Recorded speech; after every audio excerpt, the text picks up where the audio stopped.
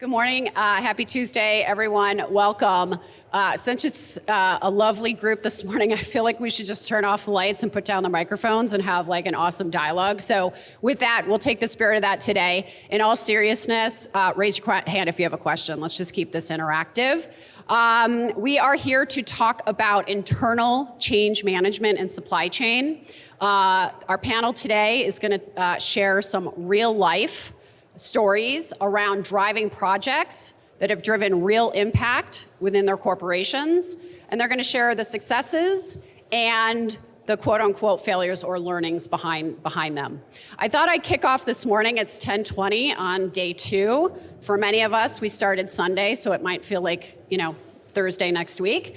But one of the first leaders of the SEAL, the US SEALs, the Navy SEALs, Team 6, so the elite squad, I think had an amazing quote about change, and here it is. Change hurts. It makes people insecure, confused, and angry. People want things to be the same as they've always been, because that makes life easier. But if you're a leader, you can't let your people hang on to the past. Corporate change, as we know, and many of us have lived and led, requires transformational leaders and leadership to enact this change, and we're lucky enough today to have a few great execs on our panels to share their experience and their stories. Okay, here's the framework of the panel today. We're gonna do this maybe a little different than what the traditional format has been. I'm gonna let each of the panelists introduce themselves, and in their introduction, they're also gonna share an overview or an outline of a project that they led and had to deal and manage through lots of internal change. So introduction, plus that introduction to the project that they led. After that, after we get through those introductions, I'm gonna ask the panelists to share a few success stories within these projects.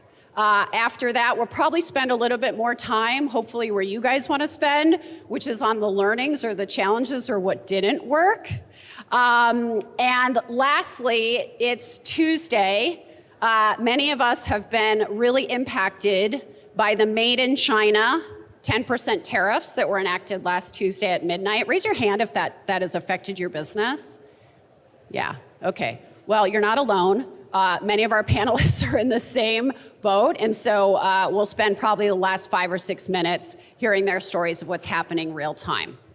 All right, so as promised, I'm gonna start, and whoever would like to grab the microphone, please kick us off with your personal introduction, what you do, as well as an introduction to the scope of the project you led. Please. Yeah, maybe I go first. I'm Birger Büsching. I'm head of supply chain for Philips Personal Health here in North America. So the first thing when you hear Philips, I don't want you to think about light bulbs, TVs, or kitchen appliances. We really transformed the company into a health tech company. And within that company, I'm part of the personal health division, which is the consumer side of Philips. So you can think of Sonicare toothbrushes or Norelco shavers or Avent baby products, okay? I've been with Philips about 5 years, 20 plus years in the CPG industry. Prior to Philips, I was with Reckitt, with Campbell Soup Company, and a German candy and chocolate manufacturer called Stork. German is also the accent you are hearing, even though I have to say I call the US my home for the last 17 years, live with my family in Jersey City, close to New York. The last 5 years at Philips have been mind-blowing, exhilarating, and with quite a few moments of pure despair. But I really enjoy it. We have been embarking on a major journey to create an individual end-to-end integrated supply chain for our personal health business. Because we had a strong call for action coming out of the pandemic that things were not working the way they were supposed to.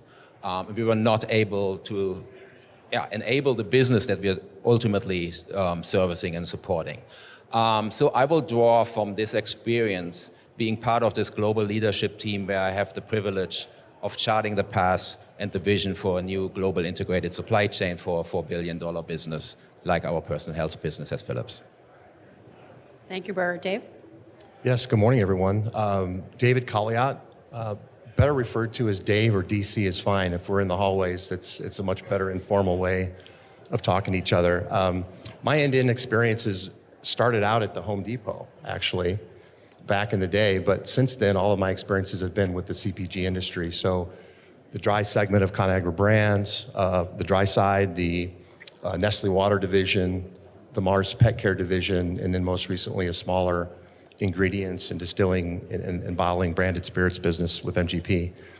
And the thing that I want to share today is going to be related mostly on the Mars Pet Care side, where we created a True North exercise that had many components to it, but the component I want to speak to today, the problem statement around the warehouse automation. Sandeep, if you joined this morning with Unilever, talked a little bit about that. We knew that we had to risk mitigate the labor market that we felt we were exposed to during the pandemic. But we also knew we needed to have longer term value creator ideas beyond the normal transactional value creation. And so I'm looking forward to sharing some of the things that we did well and learned along the way. Brilliant. Lalit? Good morning, everybody. My name is Lalit Panda, and I have a little different perspective because I've led supply chain as a chief supply chain officer, and I've also been a CIO across 8 industries. I've worked in public companies, in private equity-backed companies, in VC-backed companies of all sizes. And of all the experiences, I'm going to pick on a couple to talk about. On the technology side of things, change has been a constant for us all the time. And so change management has been an integral part of implementing systems. But on the supply chain side, the macroeconomic environment that's changing so fast, the fact that technology is impacting, how we work in the supply chain, that is also causing a lot of change management to be accelerated. And so I think the discussion today around how to manage that change and how to effectively manage that change across the organization end to end is a critical part of success. And when I was listening to Sandeep Desai in the morning talking about his experiences and their experiences in Unilever, it sort of struck a chord because we were doing exactly the same thing. In one of the companies that I was leading a transformation of the supply chain technology, which is Altria. Altria is a company that's about 100 years old, $26 billion, iconic brands like Marlboro. And in addition to what Sandeep was dealing with in terms of change there, this industry was also changing pretty dramatically, going from smokable to smokeless products, reduced risk products, which are completely different from rolling tobacco in paper to building electronic devices. So the change on the supply chain was pretty dramatic. And so we had this end-to-end program mirroring what Unilever was going through. And I'm going to pick on a couple of those examples also to talk about. But it's interesting how a structured change program can contribute to the success of all these transformational initiatives. Thank you, Ben. Hi, everyone. First, thank you for coming and listening to us talk. My name is Ben Smith. I'm originally from Sydney, Australia. I now live right here in Vegas. I'm currently the Chief Operating Officer for a company called EarthBreeze, which you've probably been spammed on Facebook with. We look like a dryer sheet, it's a laundry detergent sheet, very high growth, D2C, and also in multiple large chain retailers. Prior to that, Chief Operating Officer at AG1, very high growth again, 20 million to over 600 in 4 years.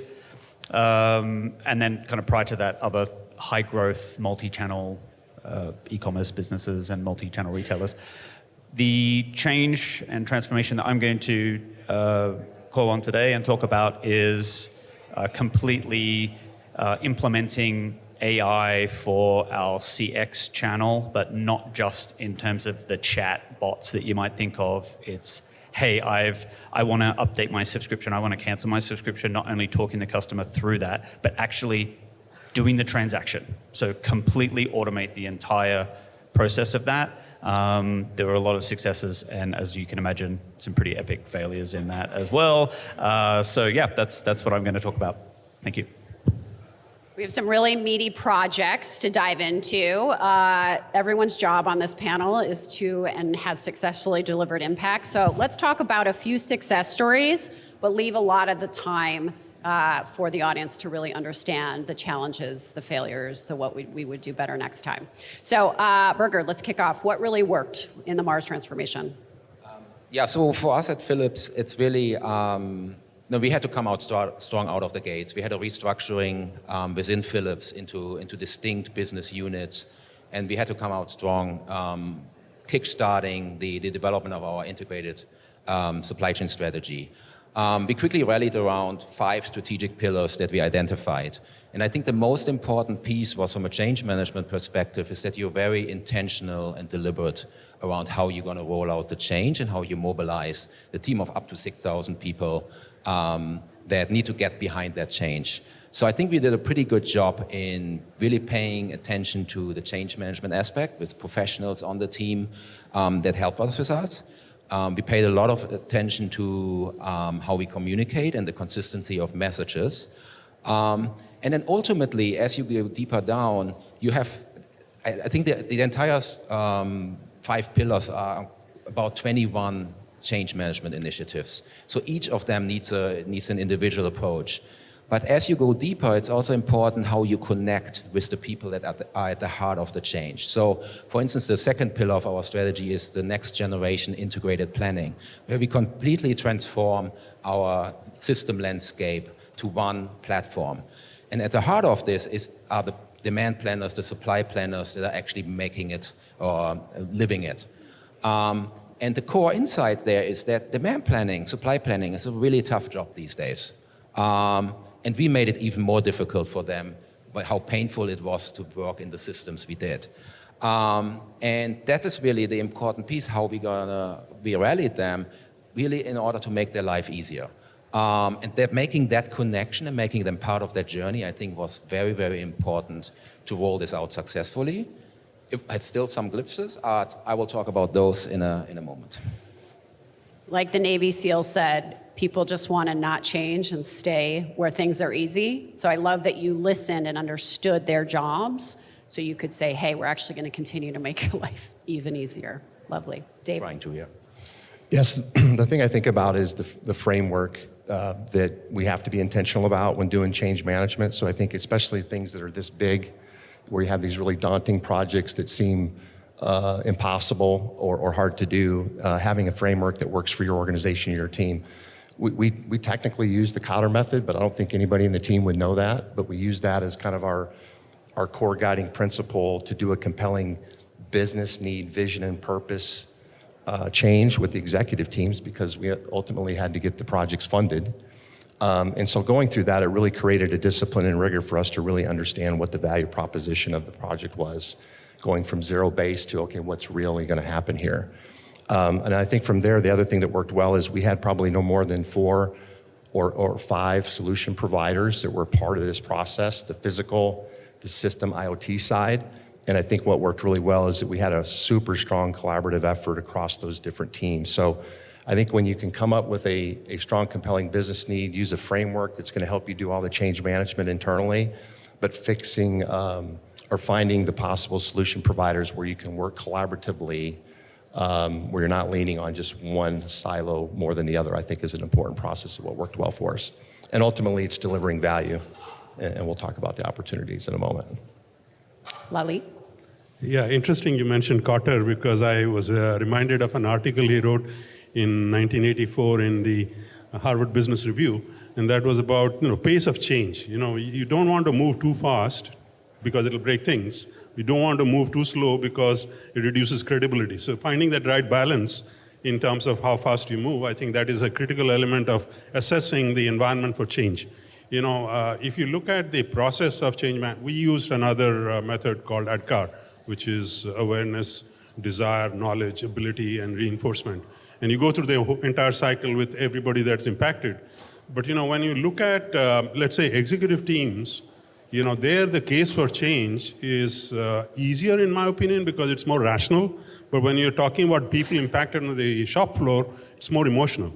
So there has got to be that change in how you approach people at different levels of the organization. And when you're doing a supply chain transformation of the scale we were doing in Altria, it's end-to-end and across everybody, from the shop floor all the way to the salesperson in the marketplace. So, creating structure. If you're a small company, it's possible that you can do it with internal resources. Maybe HR is your best partner for that. In a larger company with thousands of people across the globe, it's more important to have a very structured process. So how we hired ProSci to help us with that transformation.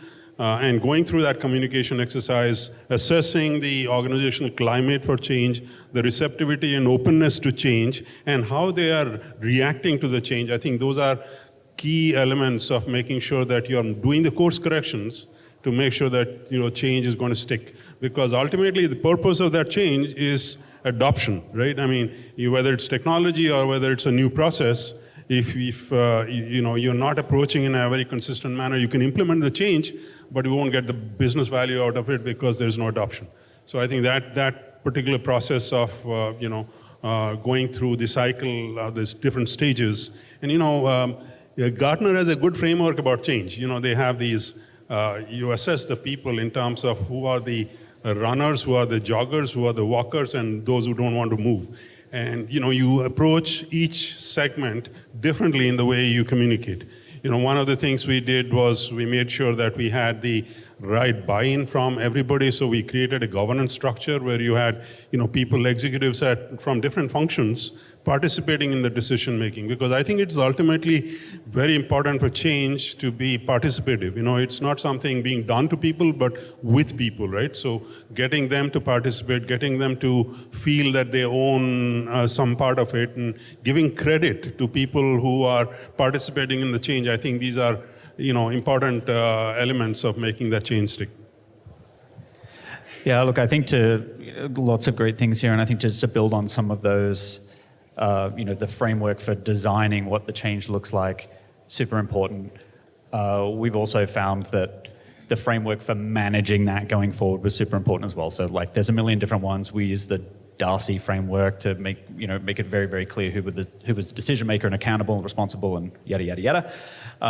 And I think the other really important part that we sometimes got right, sometimes didn't get right, was with a whole bunch of change you have to do. There is a lot of work that has to get done, and it's probably unreasonable to think that your team just have the capacity go off and do that change. This is whole additional work on top of what they're already doing. And so single-threaded leadership over certain areas of change is really, really critical. Otherwise, it's just not going to meet the expectations of speed. Now, in the last couple of roles that I've been in and what we've done, speed has been absolutely paramount and critical. We want to get this thing, we want to get it done in months, not years.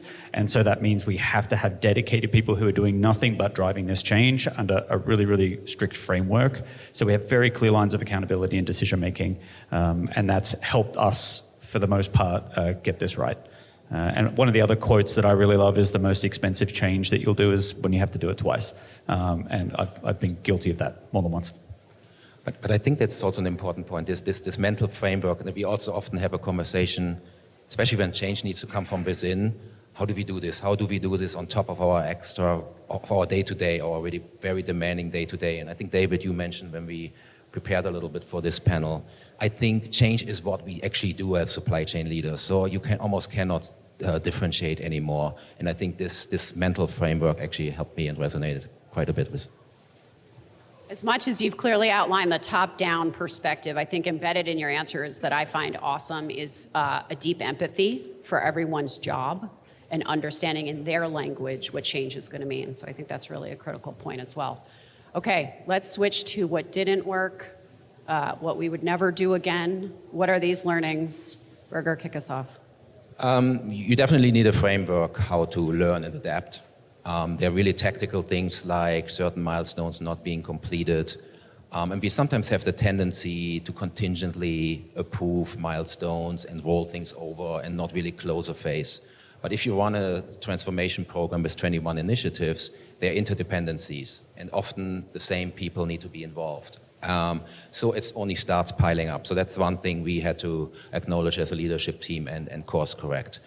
The other interesting piece is, we had a vision on what we want to do, the five strategic pillars.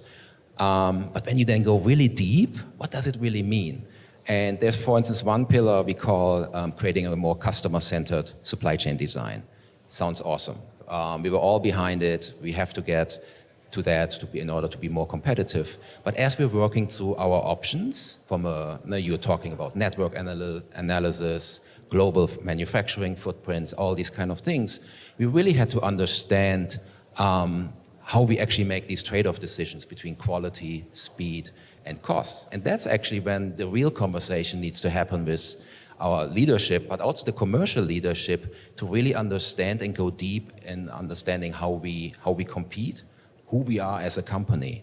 And you probably get different answers if you ask different people. So having that dialogue as a leadership team is really important, because what we call it, we have to be coherent. We have to think in a consistent and logical way, and we have to do that in a very aligned way between commercial leadership and supply chain leadership. Because supply chain can only work if you ultimately enable the business that you serve. And that was a very important lesson, which you only learn later as the rubber hit the road. Dave, about 75 seconds. Yes, the pace thing is the fun one for me, because I think we're all in supply chain, so you can never go fast enough. But at the same token, and I believe that what we learned was if we would have went slower, it would have been a little smoother, and ultimately we probably would have been farther along in the process by having done that. So I liked what Sandeep said about the piloting. We definitely did piloting. We also learned that, we thought that the system issue was going to be more of an issue, but it turned out to be mechanically was even more of an issue. So being open-minded to failing fast too during the process and flexing, the solution you thought was going to be doesn't have to be the one that you end up with. So slow is smooth and smooth is fast. Waleed. Yeah, I was just going to respond to one of these questions here about how do you ensure changes stick. A lot of changes, in a lot of situations, changes last while there are eyes on it, but it regresses to the mean when other priorities arise. Very interesting question, because when you are looking at the end-to-end supply chain, there are obviously elements where people have to work together to make that change stick. And I think when you look at the ADKAR model, the reinforcement part is the key part to making change stick, where the messaging from the executives, the change in the process, and the fact that you cannot go back to the old way of doing things, I think it's very important to make sure that that is emphasized in order for that change to continue delivering the value that it can. I think from an overall perspective, how we approached it, we looked at identifying where the maximum value levers were, and so we start with something where you start proving it before you start building it. And one of the examples there in the supply chain is procurement, where I think the value that you create through digital or process changes within procurement generate the funds and the credibility, free cash flow improvement to drive some of the other major changes. So picking your battles, picking where you prioritize your efforts first, and building that credibility so that you can start building the momentum around this whole change initiative. I think that is key. And once that momentum starts building, that change is going to stick, because people are going to get convinced that it is delivering results. And I think we had a structure around how to show the value. We had KPIs, parameters, OEE, for instance. Some of you who are in manufacturing might know about overall equipment effectiveness, a huge impact on manufacturing asset productivity. We increased that by 15%. And everybody could see that we are getting more output from the same equipment, with I can talk a lot about that, and we don't have time, but there's preventive maintenance, there's autonomous maintenance, and the impact on the people. So, there's a lot of things you can do in terms of prioritizing and structuring that change so it becomes more successful. Ben. Sure, I'll be quick. I'll be super tactical on ours, on some of the things that didn't go as well as we planned. And I think what it kind of comes down to for us was not enough sort of what-if scenario planning.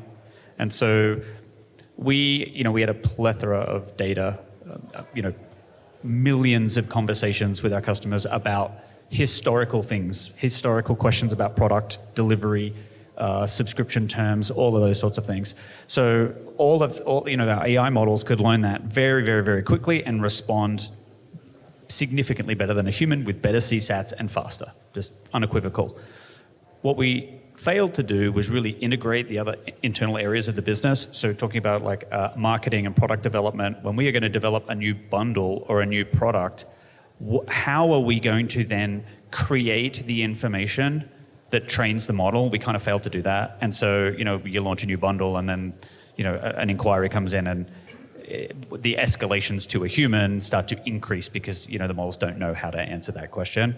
And so that was sort of something for us. We didn't do enough of that. What happens after the change to kind of sustain it, but also if you're doing something that's fundamentally different that requires some process or resource, what happens beyond that?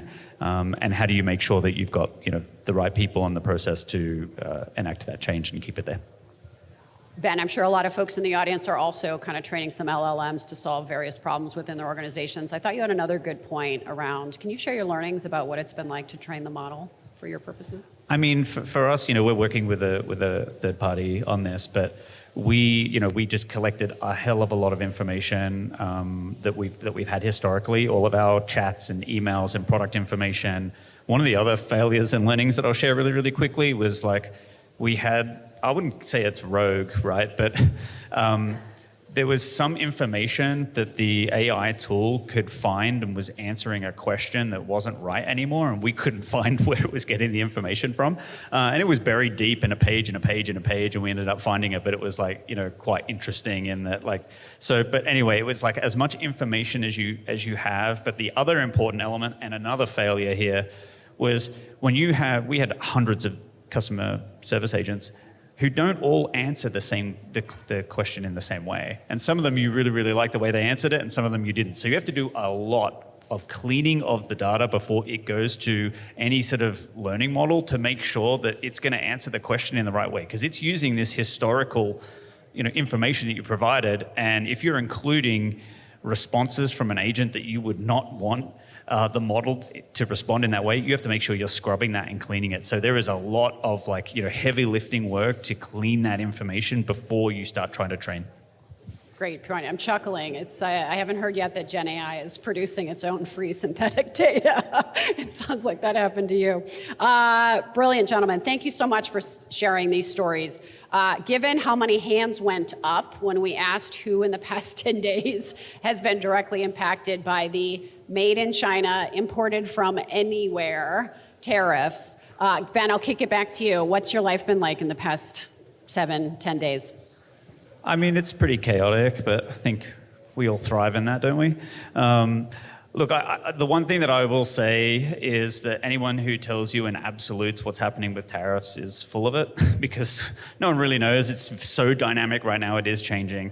What I can say is that well prior to the political craziness, we had made the decision to onshore our manufacturing. We already have equipment. Some of that equipment is coming from China. We don't know. It's arriving on the 3rd of March. We might be paying 75% of tariffs on that. We might not. I don't know yet. And so I think the key word here is just uncertainty. I've heard a few people saying, well, you've got to diversify your supply chain and move it to other countries. Well, what happens when that country then gets added to the tariffs list? I don't think that's a reasonable response. I think it's a bit of which is a kind of a non-answer. You sort of have to wait and see what's going to happen. It's pretty chaotic right now. It's very, very uncertain.